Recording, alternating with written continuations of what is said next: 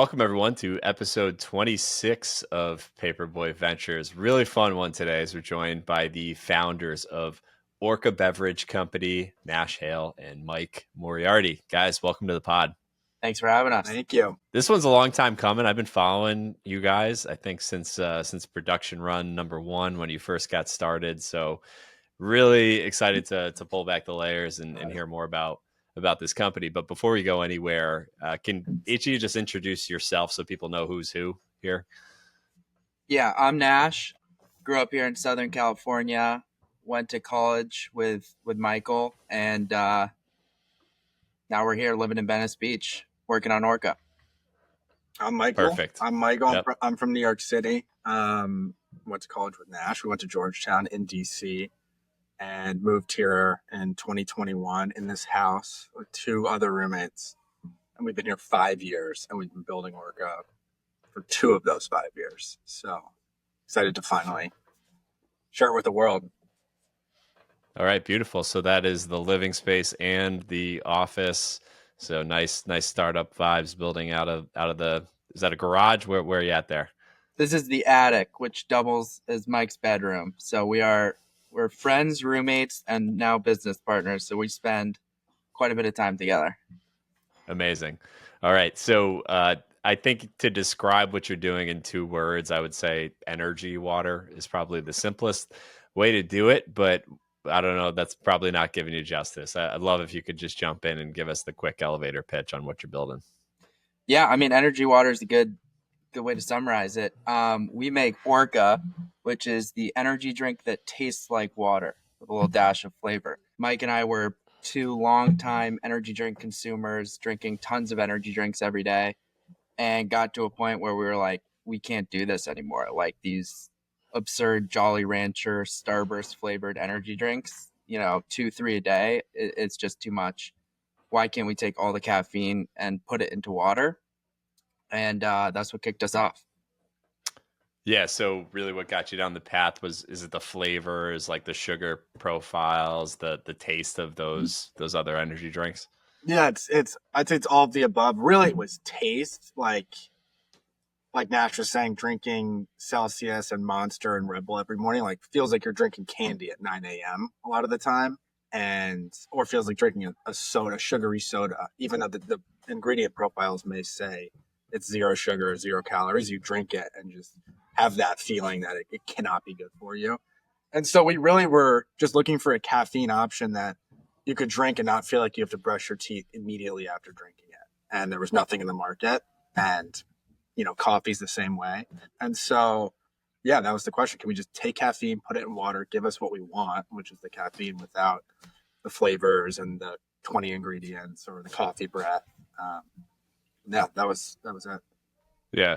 And so full disclosure, I used to work at Red Bull for a big chunk of my early career. And, I think I don't know if I've had Red Bull since I stopped working there. The taste is like burnt into my tongue and brain as just this super polarizing thing. And while the energy category it's so massive, you've seen all of these new players just emerge over the years. It's kind of interesting that nobody's really done an energy water to scale. So I'm not sure exactly why that is, but it's really cool to see you guys getting along on this path. Yeah, and to that point, like obviously better for you is kind of the huge trend across CPG and exists within energy drinks too. But those better for you drinks that have 0 sugar, 0 calories, whatever, still taste like the legacy energy drinks. And so I think, like Mike said, we were very taste focused, and I think that's the real problem we're solving.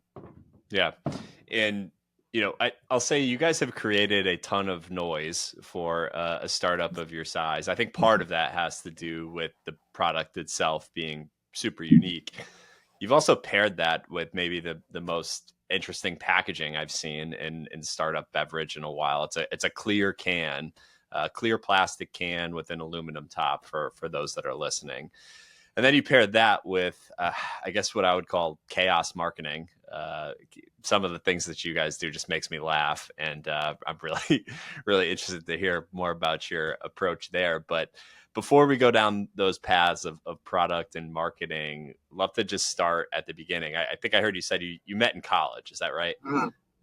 Okay. So your college friends, go back to when you first got this idea to launch Orka, and did you always know that it was going to be energy water, or did you start on something else? Yeah, like Nash said, we drank a ton of energy drinks and just had the problem every morning over and over and over again of like drinking this super sweet peach mango Celsius before we worked our tech jobs and just kind of yearning for a cleaner and better tasting option.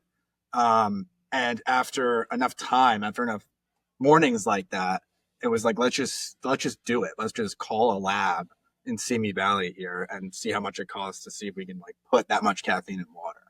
Like maybe there's a reason why this hasn't been done before. Maybe is it even possible? So it was always energy water. It was like a very laser focused. This problem is extremely annoying and it's crazy. It doesn't exist. Energy water doesn't exist. The sort of product formulation and design and stuff was a little iterative where at first we thought, let's just make an unflavored water. Just put a bunch of caffeine in water, make it not taste like anything, and just give us the caffeine with nothing.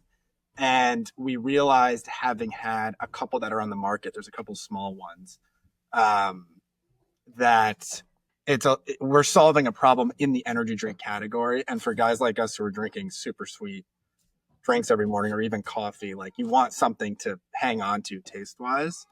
And it was not really a viable replacement to just drink water. Like you want a little ritual and a differentiated taste. And so that's why we added the hint of flavor, just to give you something to hang on to. But it was always caffeine and water. It was always just give us the caffeine without anything else beyond all else. Yeah. Yeah, and it started with that problem, which I think a lot of people can relate to on the taste side of things.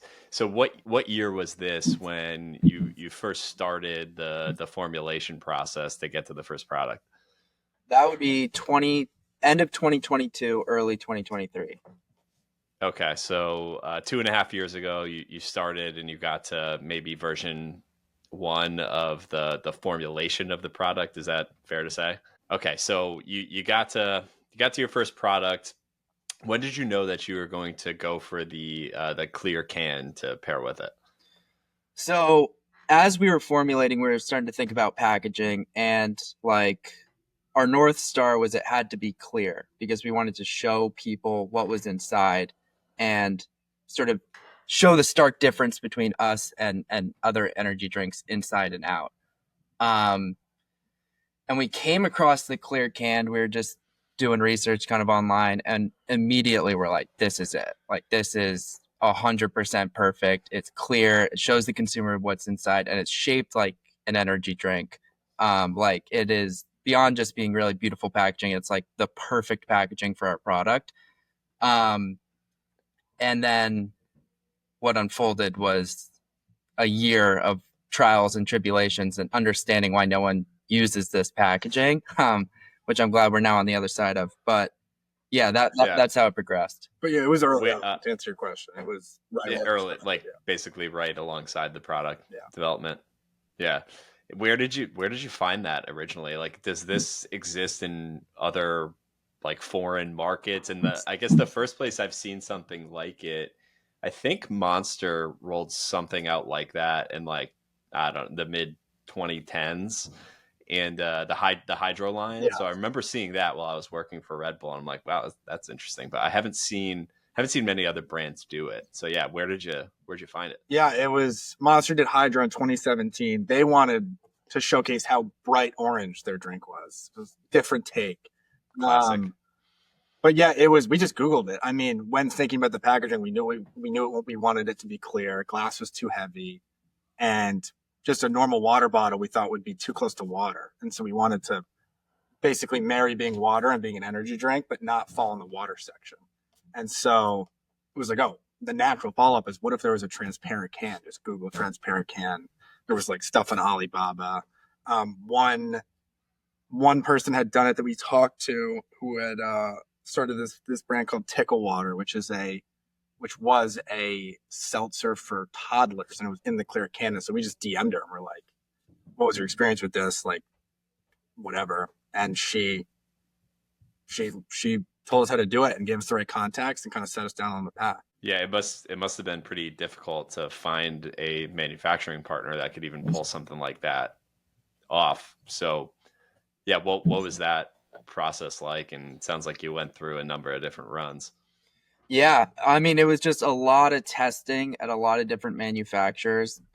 We actually successfully made it at a super small local manufacturer over a year ago, and we did this kind of beta launch, sold out in a day, and then immediately we're like, okay, wait, we got to figure out how to make this a reasonable scale. And so we kind of hit pause, and then that's when the real co-man search began. Yeah, so you found somebody who could do it on a small scale, but not to a place where you would feel comfortable rolling out to mass market, mass retail. Exactly.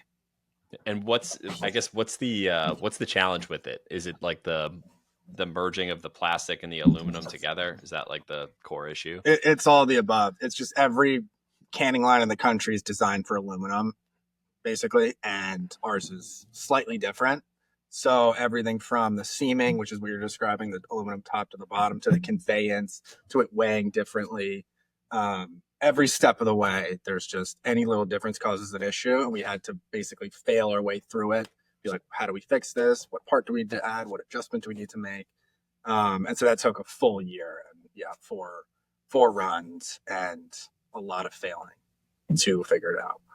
Yeah, wow. So four different runs, and where did you land? Did you find somebody who can now do this you feel comfortable with and get to meaningful scale? Yeah, we found a great partner in Texas who, above all, was just like willing to work with us and like believed in the product enough that they understood it was going to take some time and money to figure it out. Gotcha. Well, nicely done finding that. I know it's a grind to get it off the ground, but you now have two different items that you can lean on that are just substantially differentiated from where the rest of the market is with the product itself and now the packaging. So feels like you're in a pretty good spot.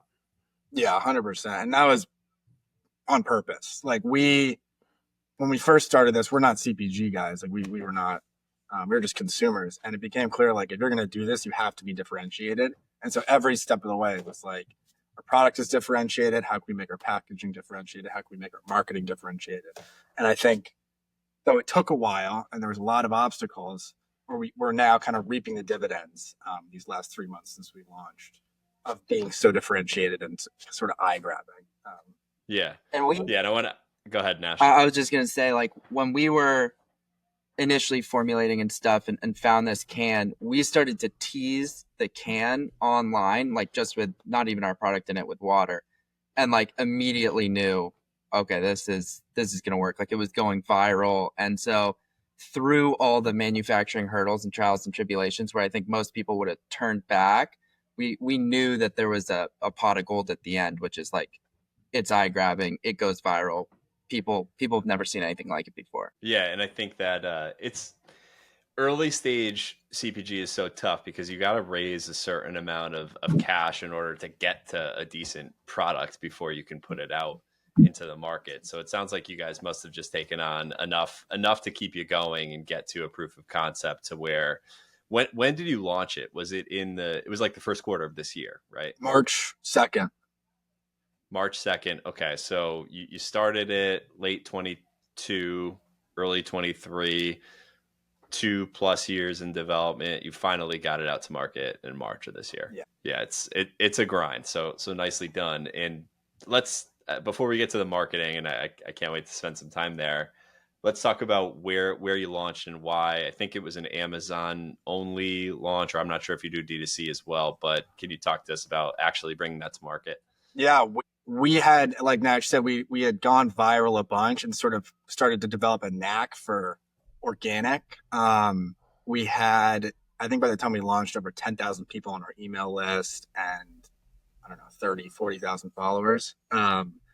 And so we wanted to leverage that sort of nationwide interest and thought online was the place to do it. And it's also a great place to iterate the product and learn from your consumer and learn what messaging works. Sort of following in the footsteps of Liquid Death, who did a similar trajectory where they were only on Amazon for a while and then launched in retail with substantial sort of data and experience and interest. Amazon was sort of an easy choice because we shop on Amazon. It's the easiest place for customers to shop. It's one click. And we just wanted to eliminate as much friction as possible between seeing whatever thing we posted on TikTok and buying it. And so we just had our Amazon link ready in the description. And it's proven to be pretty effective in terms of converting sales from a funny video that we post. Yeah, the reduced friction. You have nationwide fans, kind of across the board. It definitely makes sense, at least to see how product is resonating and get some feedback. And to that point, yeah, what's been the reaction since you've put it out there? What are you learning from people? It's been great, and we've learned a lot. And to your and Michael's point, like that was another big part of the online launch, which is like, let's get it to early customers, get feedback, and iterate. And we're laser focused on making the product taste better based on everyone's feedback right now. That's like kind of priority number one.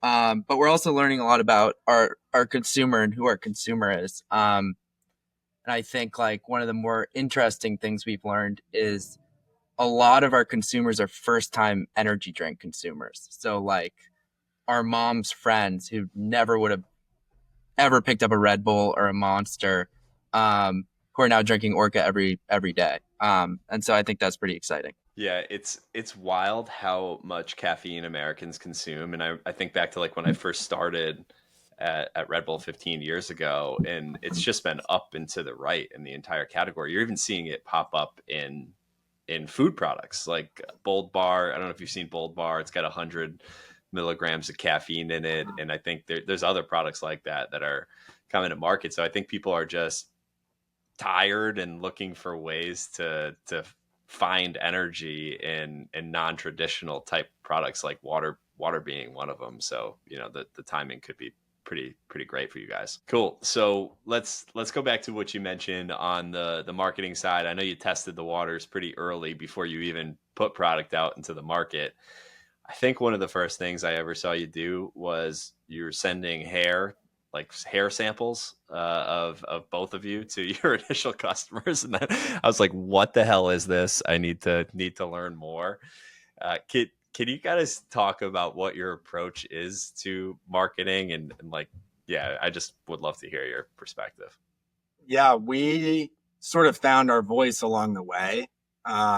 It was not something that we had sort of ideated before we were doing it. Like we actually thought we were going to be a very serious and cerebral brand when we thought of the product. Like and then basically the anecdote that we tell is like the first time we had this light bulb moment was we were setting up our email list, sort of sign up page, and it was like, okay, you get 20% off to sign up for our email, and then we thought like that's pretty boring. What if we send people pictures of our belly buttons if they sign up for our email? And so we put that up, took pictures of our belly buttons, and then I think it got picked up by like the Morning Brew, and people shared it, and so that kind of became the thought process every step of the way. Is like if something's annoying or kind of bullshit that normal brands do, we kind of like to make fun of it. So for example, another one, the QR code on the back of the can, we were designing the can. It was like, oh, we should put a QR code on there. Like every drink's got a QR code. Then the next thought was, when have you ever scanned the QR code of a drink? Like, when has anyone ever done that? And so if you scan our code, I think right now it'll take you to like James Blunt's "You're Beautiful" on YouTube or something, and it changes every day. That's nice. Sort of like a Snapple fact.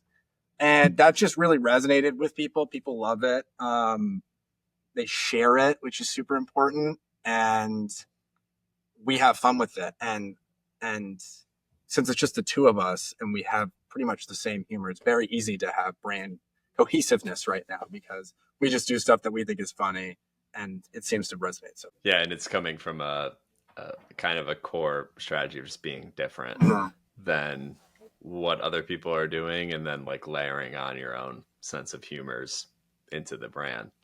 And it's interesting because as I was prepping for this and looking at the product, I'm looking at the packaging, and it does sort of feel serious and clean and to the point.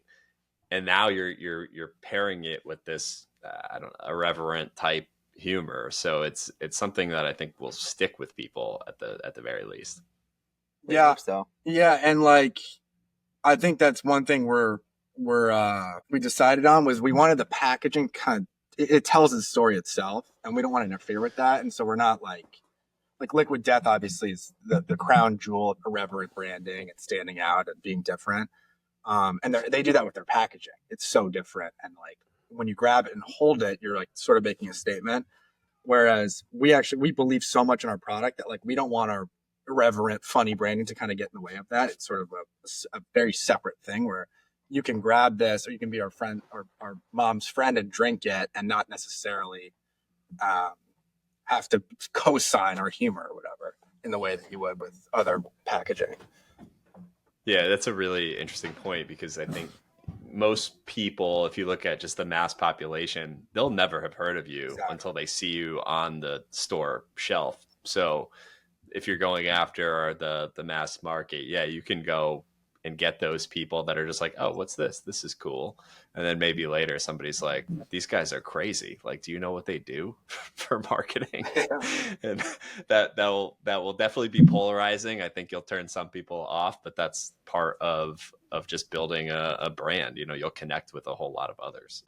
We have to talk about the launch video, which went pretty viral and generated, I don't know, a few million views. But I know when you first launched the product, you didn't show it or talk about it at all. It was basically a video of a comedian reading, I think, street signs. Can you talk to us about what that was? Yeah, Corbin Bleu from High School Musical 1 and 2. I think with the launch video, there's a couple things that went into it. The first was like, we looked up what makes an effective launch video, and like immediately it was like, okay, it needs to be under 15 seconds. You need this, you need hook, whatever. And so we were kind of like, all right, like what would the literal opposite of that be? And it would be like having someone read street signs for 9.5 minutes on camera. The other part of it was we reached out to a lot of celebrities and got a lot of quotes, and Corbin Blues made the most sense, I think, at the end of the day. Made the most sense because it made the least sense. Yeah. Which is kind of how you guys approach it, which is pretty hilarious. So good stuff. And I know that after that went live, at least on my feeds, I saw a lot of people talking about it. I think the Wall Street Journal picked you guys up, and that did generate a good amount of buzz for you. Yeah, I think like the through line on a lot of this stuff, like to the hair thing, for example, which is we sent strands of our hair to the first 500 customers who bought the product. And like that ended up going super viral. And this Corbin Bleu video, for example, despite the fact that it was not designed algorithmically to go viral, I think people appreciated that so much that it ended up going viral on the back end, basically. And like you said, we got picked up by the Wall Street Journal and all this stuff. So it works in its own way, I think. Yeah, absolutely. Okay, cool. Let's bring up to current speed what you're working on today, and you're about 3 or 4 months after launch on Amazon. So what's next? Are you planning for a launch into brick and mortar retail? Are you going to continue to build the business online? Where are your thoughts there? Yeah, things have taken off a lot quicker than we had anticipated, for all the reasons we just mentioned, for the virality, and the Wall Street Journal particularly sort of changed things a lot.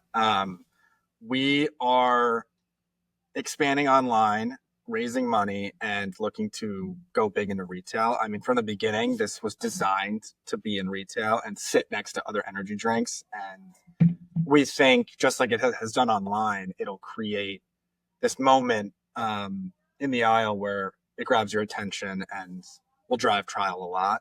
And so our focus right now is raising money, bringing on some help, and going big into retail. Yeah, and from a retail standpoint, not to mention specific retailers, but I guess is there a channel that you're focused on, be it like the convenience channel, grocery, mass, club, like where are you where are you hoping to make your debut or make an impact initially? We're probably going to make our debut locally in LA, and I think phase one of that is testing, with a lot of different retailers across channels to understand where we do best. Because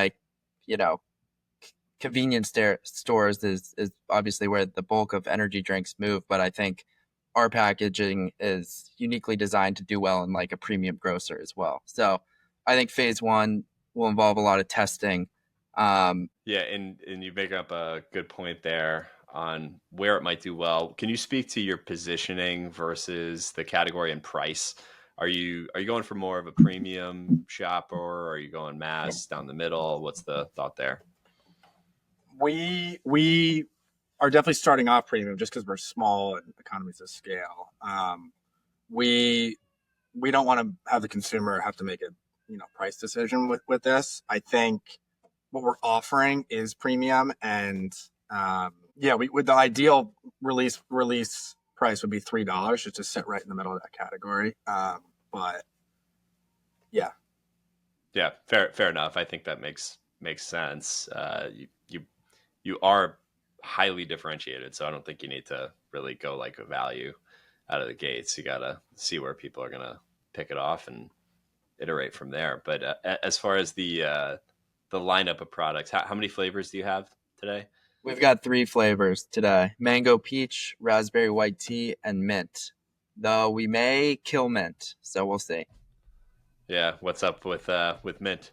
Just people don't like it. Feedback. Yeah, and that's part of that, exactly, like that feedback initial launch. And we're working on a bunch of different new flavors. So, yeah. Yeah, so it's mango peach. What was the second one? Raspberry white tea. Raspberry white tea. Okay, and then each product, is it 150 milligrams of caffeine? Yep. Yeah. Okay. Very cool. Well, interested to see where you take it on the flavor side of things. And could you give us any preview? Or are you in the lab doing the R&D right now? We're in the lab doing the R&D. People want a lemon. People want a watermelon. So those are top 2 priorities. Cool. All right. Well, I guess we'll have to watch and find out when you launch, and we'll check it out. As far as what the future holds for Orka, I know it's been a big year. You just launched, and clearly you've got the brand positioning set around energy water.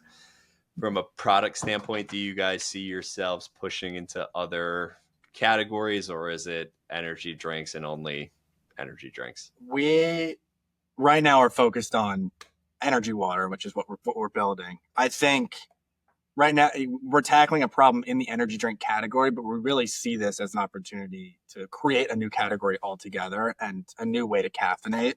Right now, if you're a real caffeine consumer, you either drink coffee or you drink energy drinks, pretty much. And those are 2 intense and very different means of getting caffeinated, and it just makes sense to us that an energy water would be a firm, legit 3rd category that everyone would know and get to love. And so there's a lot of room to grow within building that. But we've got dreams of taking over the world and doing all sorts of products down the line. Sure. Yeah. It's I don't know, when Red Bull got started, I don't know if they knew that they were going to have soccer teams and music events and all that. So I think if you build the revenue rocket ship, you can do whatever you want, especially in caffeine, because there's such a huge market for it. Yeah. So do you guys see a world where there's multiple energy water brands and like an energy water category that is like a large, like a big piece of energy drinks overall? Is that what you're? Yeah, we do. Yeah. Fascinating. Well, we'll see if we get there. It's going to be fun to follow the journey with you guys. And thank you so much for coming on. This is a really interesting company that you're building. And, before we go, would love if you could share anything that you've got coming up this summer that we should be keeping an eye on, or anything with the brand that's notable. No, I think like we mentioned, we are focused on listening to our consumers and making it taste better, making the product better, and reaching more customers. So yeah, if you've tried it and you have feedback, let us know and we'll make it happen. Love it. All right, guys. Thank you so much for joining. And yeah, we'll be following the journey. Appreciate it. Thank you, Okay. Kyle.